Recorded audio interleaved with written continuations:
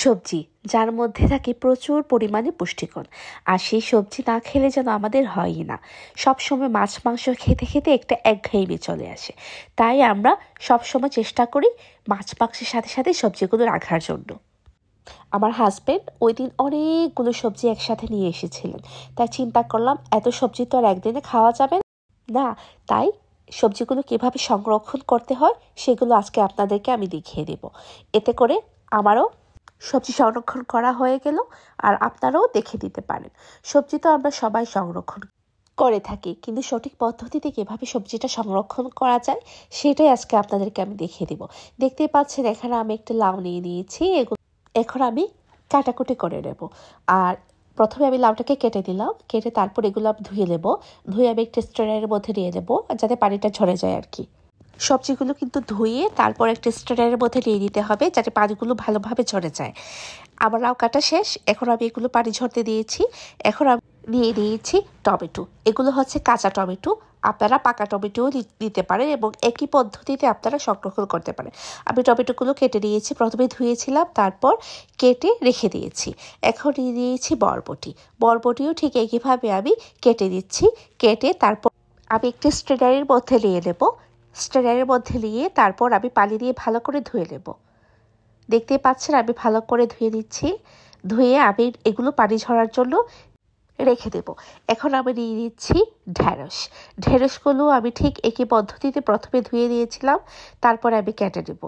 কারণ ঢেঁড়স তো একটু পিচ্ছিল পিচ্ছিল থাকে, সেজন্য প্রথমে আমি ঢেঁড়সগুলোকে ধুয়ে দিয়েছি, তারপর আমি কাটাকুটি করে নেব। দেখুন আমার ঢেঁড়সগুলো প্রায় কাটাকুটি হয়ে গিয়েছে, দেখতেও সুন্দর লাগছে। এখন আমি দিয়ে দিচ্ছি চিচিঙ্গা। আসলে চিচিঙ্গা আর ঝিঙের মধ্যে আমার খুব একটা কনফিউজ থাকি সবসময় যে কোনটা চিচিঙ্গা আর কোনটা ঝিঙে। যাই হোক, চিচিঙ্গা বা ঝিঙে হোক যেটাই হোক না কেন আমি এখন কেটে দিচ্ছি। এদিকে আমি শিমগুলোকেও কেটে দিয়েছিলাম, এখন আমি ধুয়ে দিচ্ছি। ধুয়ে পানি ছড়ার জন্য স্ট্রেনের মধ্যে রেখে থাকবো। আর এদিকে হচ্ছে এটা ঝিঙে না চিচিঙ্গা, এগুলোর মধ্যে আমি খুবই কনফিউজ, আগেও বলেছি। তো যাই হোক না কেন একটা পেটে গেলেই হলো আর কি। তো আমি এগুলো কেটে নিয়েছি, আমি ডুবো ডুবো করে কেটে নিয়েছি। আপনারা চাইলে যে কোনোভাবে কেটে দিতে পারেন।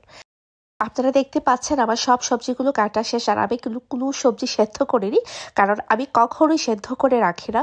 অনেকেই কি করে দেখেছি যে সব সবজি একসাথে সেদ্ধ করে তারপর প্যাকেট করে করে রেখে দেন। আসলে সবজি সেদ্ধ করতে হয় না। সবজি আমরা বাজার থেকে নিয়ে আসার পর ভালোভাবে ধুয়ে পরিষ্কার করে তারপর কাটাকুটি করে জিপলক যে ব্যাগগুলো পাওয়া যায়, এগুলো এখন দেশেও পাওয়া যায়। আপনাদের কাছে যদি কোনো জিপলক ব্যাগ না থাকে তাহলে আপনারা যে কোনো পলি ব্যাগও রাখতে পারেন। আমার কাছে জিপলক ব্যাগ ছিল, সেজন্য আমি এগুলোতে রেখে দিচ্ছি। আর জিপলক ব্যাগের মধ্যে রাখলে যে এটা থেকে কোনো বাতাস বের হবে না, আর সবজি আপনি যেরকম রাখবেন ঠিক সেরকমই মনে হবে। আর যখন আপনি রান্না করবেন তখন চটজলদি ফ্রিজ থেকে বের করে তরকারির মধ্যে দিয়ে দেবেন। দেখবেন এতে করে সবজির টেস্টও ভালো থাকে, আর সবজি একদম লেতিয়ে যায় না। আর সেদ্ধ করা সবজিগুলো রান্না করে দেখা যেত কি একদম লেতিয়ে যায়, আর তরকারিটা যেরকম দেখতে থাকে মনে হবে যে আপনি ফ্রেশ কিনে এনে রান্না করেছেন। আশা করি ভিডিওটি দেখে আপনারা উপকৃত হবেন। আপনারা এভাবে ট্রাই করে দেখবেন, যে একদম মনে হয় যে ফ্রেশ সবজি দিয়ে তরকারি খাচ্ছেন। আজ আর না, আজকের জন্য আমি এখান থেকে বিদায় নিচ্ছি। পরবর্তীতে আরেকটি ভিডিও নিয়ে আমি আপনাদের সামনে হাজির হব।